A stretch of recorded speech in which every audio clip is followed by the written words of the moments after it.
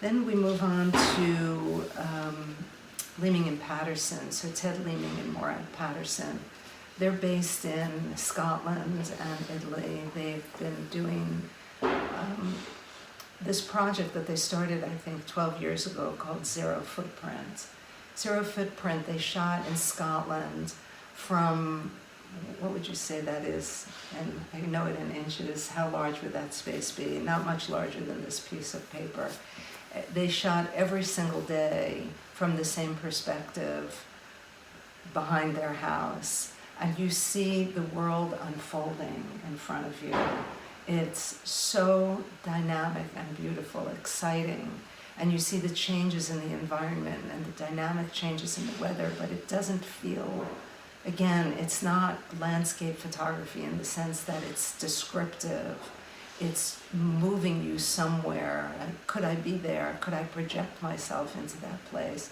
What does it feel like? What were they thinking when they took those pictures?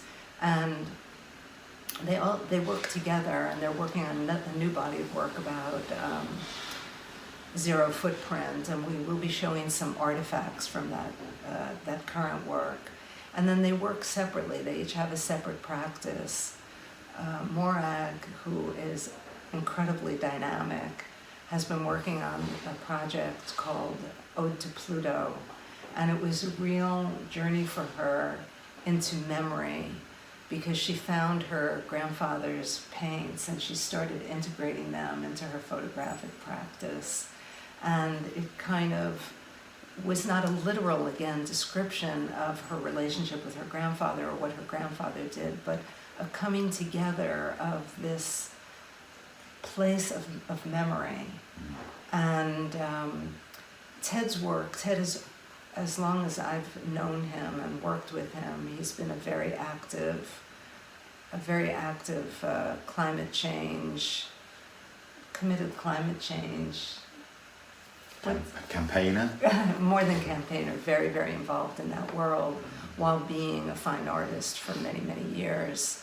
And the work that we're showing is from a body of work that he's done, which is called What Keeps Me Up at Night, and that's another aspect of our dreaming. So the work is, what do you say, so based in a real place. That's what you had said earlier about Ted's work. Yeah. A real location. It's a real location, but it's kind of a location that's sort of under threat in a way, or it might have even passed away.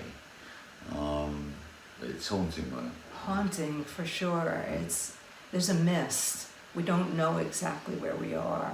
It's that sense, if you've ever had a dream, which I had these dreams when I was a child, where there would be fog or a mist in the place where I lived, so you couldn't see your way clear exactly, but there's still a sense of place. And I felt that it was important to have this point of view in the show as well, because we have the counterpoint of Sam and the Ode to Joy, and then Ted, and he's like, well, really have to think about what's going on at night, because it's so beautiful, and yet all is not as it seems. And that is a very frequent place that we're in when we're dreaming.